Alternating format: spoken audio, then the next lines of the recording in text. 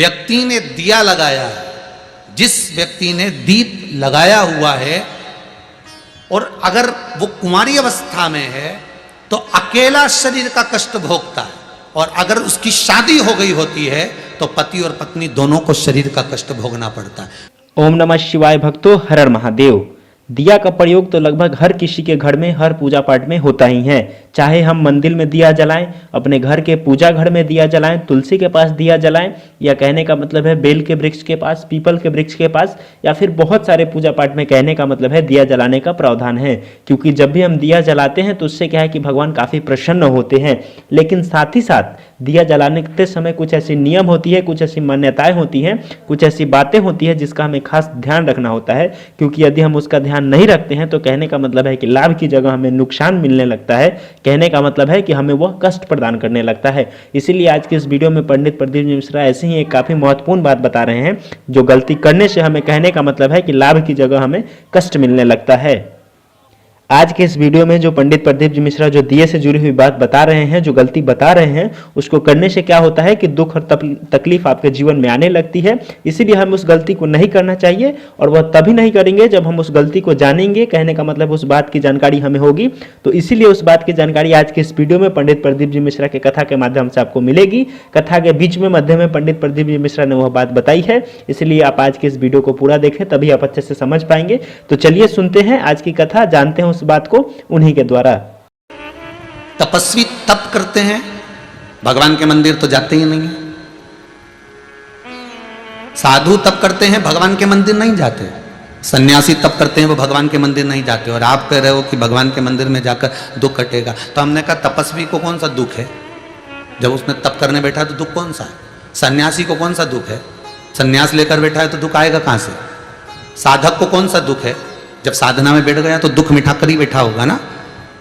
दुख तुझे है तो तुझे उसके दरवाजे पर जाना पड़ेगा। और अगर भगवान के मंदिर पर नहीं गए, भगवान के द्वार नहीं गए, तो क्या दुख नहीं कटेगा? बिल्कुल नहीं कटेगा। सतयुग होता तो कट जाता, तेरे घर पे दुख कट जाता।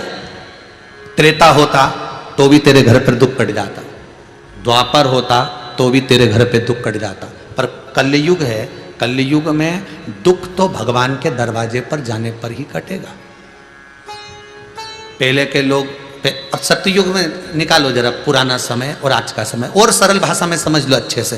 पहले के जमाने में नाई की दुकान पे लोग कटिंग कराने नहीं जाते थे। बोलो जाते थे? जितने लोग टीवी पर कथा सुन रहे, जितने मोबाइल पर सुन रहे, बोलो ईमानदारी से, कोई नाई की दुकान होती थी पहले के समय में? कोई नाई की दुकान नहीं होती थी। नाई खुद आता था, तुम्हारे यहाँ के बाल काट के जाता था। काटता था कि नहीं काटता था? आओ साहब बेटा ने कपड़ा मपड़ा लगा ही दिया ऐसा, और यहाँ से डोरी मोरी बांध के और काट कुटा के और चले गए। कपड़ा पिनाता कि नहीं पिनाता? अरे बोलो तो सही, पिनाए नहीं, ऐसी डोरी का कपड़ा पिना दे और बिठा दे ऐसा, बढ़िया। और जो बच्चे छोटे छोटे रहते थे उनको एक पटिया लगा के बिठा देते हैं। पहले नाई जो था ना, वो इसकी दुकान नहीं होती थी, नाई की कोई दुकान नहीं होती थी। पहले नाई घर घर जाता था, कपड़ा बांधता ने काट देता, बस। सतयुग में कोई दुकान थी क्या नाई की? बोलते जाओ जम के, नहीं। त्रेता में नहीं, द्वापर में नहीं, कलयुग में अब है। तो अब क्या हो रहा है कि नाई की दुकान पे जाना पड़ेगा, बाल कटवाना पड़ेगा, बस अंतर इतना है। सतयुग में भगवान दुख बैठे बैठे तुम्हारे घर पर आकर काट देता था। त्रेता में भगवान तुम्हारा दुख तुम्हारे घर पर आकर काट देता था। द्वापर में भगवान दुख तुम्हारे घर पर आकर काट देता था। पर कलयुग में तो तुम्हें नाई की दुकान जाना पड़ेगा, कपड़ा बंधवाना पड़ेगा, तब वो काटेगा। उसी तरह कलयुग में तुम्हें भगवान के दरवाजे पर जाना पड़ेगा, भक्ति का चीर बांधना पड़ेगा, तो वो दुख काट देगा। ये पक्का, ये पक्का तैयार बैठा है काटने के लिए। बिल्कुल। कितना सुंदर संवाद है वहां, बहुत ध्यान दीजिएगा जरा। अग्नि पुराण, स्कंद पुराण, दोनों पुराण में स्मरण करिएगा। कार्तिक खंड स्कंद पुराण का पढ़िए और अग्नि पुराण का भाग पढ़िए। बेलपत्री का पेड़ हो, पीपल का पेड़ हो, बड़ का वृक्ष हो, चाहे आंवले का वृक्ष हो, चाहे घर मंदिर से बाहर जाकर, अर्थात घर से बाहर जाकर, मंदिर से बाहर जाकर खुले में अगर आप कोई दिया जला रहे हो, दीप प्रकट कर रहे हो, तो उसमें इतना घी, इतना तेल मत डालकर जलाना कि दिया ठंडा हो जाए और तेल और घी उसमें पड़ा की पड़ा रह जाए। ध्यान दीजिएगा महाराज।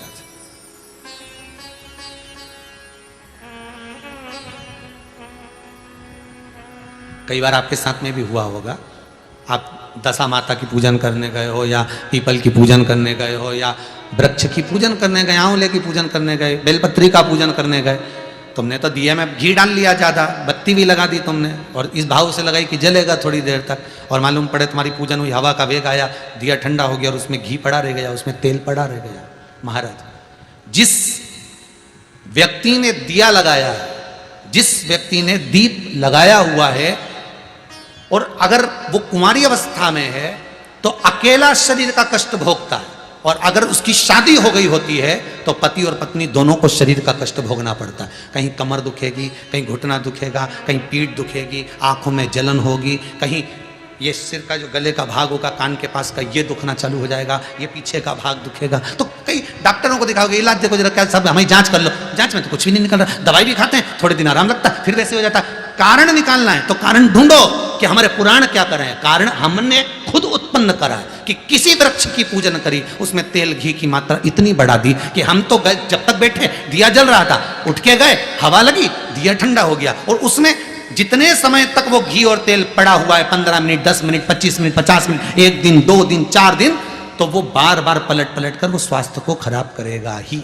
चाहे कुछ भी कर लो, कितनी भी जांच करो,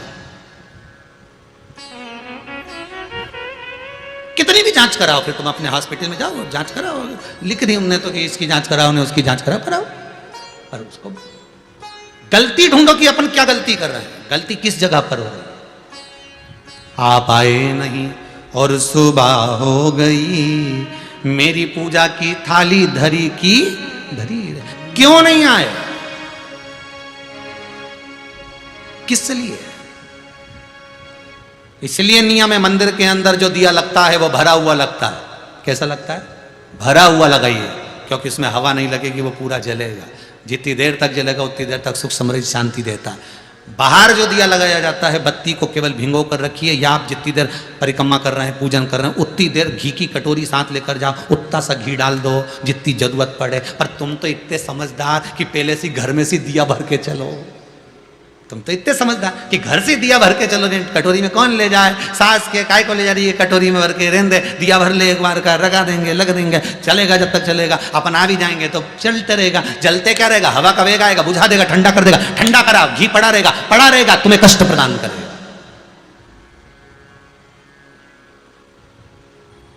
तुम्हें कष्ट,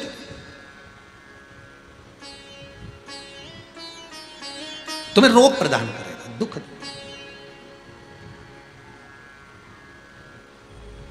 जो समझदार माताएं होती हैं ना, जो समझदार लोग होते हैं ना, वो बाहर जब भी पूजन करने जाते हैं तो प्रयास करते हैं कि घी का दिया लगा रहे हैं ना, तो उसमें प्रयास करते हैं कि आते आते उसमें कपूर का टुकड़ा पटक देते हैं। जो चतुर होते हैं आते आते क्या करते हैं, दिए के अंदर कपूर का टुकड़ा पटक देते हैं। कपूर का टुकड़ा पटक मतलब अपनी पूजन वूजन सब हो गई, अब अपन जाएंगे, बाहर निकलेंगे, जब तक कपूर में इतनी दम होती है कि वो उस बत्ती को पूरे को जला सकता है, वो घी को भी पूरा जला सकता है। तो इतना सा कपूर का टुकड़ा उसमें पटक के और आ जाते हैं, जिससे वो पूर्ण जल जाए, पूर्ण तरह से हो जाए, उसकी पूर्णता है। शिव जी कह रहे हैं ये पुत्र मेरा नहीं है, तुम इसको समुद्र में डाल दो। नहीं, समुद्र में नहीं डाल सकती, मैंने इसको गोदी में लिया, ये मेरा पुत्र है, इसको मैं रखूंगा। शंकर भगवान ने समझाया, पार्वती नहीं मानी, बहुत समझाया नहीं मानी। आखिरी में पार्वती ने समुद्र में फेंक दिया, हिरण्याक्ष ने उसको झेल लिया, पालन करा, उसका नाम अंधकासुर। हिरण्याक्ष को वराह भगवान ने मार दिया, अकेला पड़ गया। तब करा, साधना करी अंधकासुर ने, ब्रह्मा जी से वर मांगा कि मुझे वर दीजिए कि मेरे प्राण ना छूटे।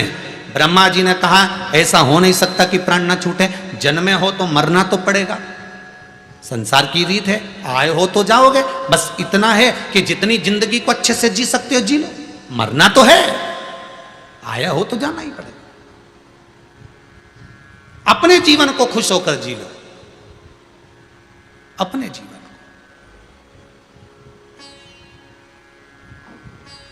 और जब अपने जीवन को अपन खुश होकर जी, तो अंधकासुर ने ब्रह्मदेव से कहा मैं मरूं ना, ऐसा वर दे दो। नहीं, मरना तो पड़ेगा। तो ब्रह्मा जी से वर मांगा। अंधकासुर को मालूम था मेरे पिताजी ने कहा है ना तेरी कोई माता है ना कोई तेरा पिता है, पानी में बहकर आया था, मैंने पकड़ कर तेरा पालन किया। उसने कह दिया जिस दिन मैं अपनी माता को गलत दृष्टि से देखूं उसी दिन मरूं, उसी दिन मरूं। अब इसको क्या मालूम था, क्या मांग लिया।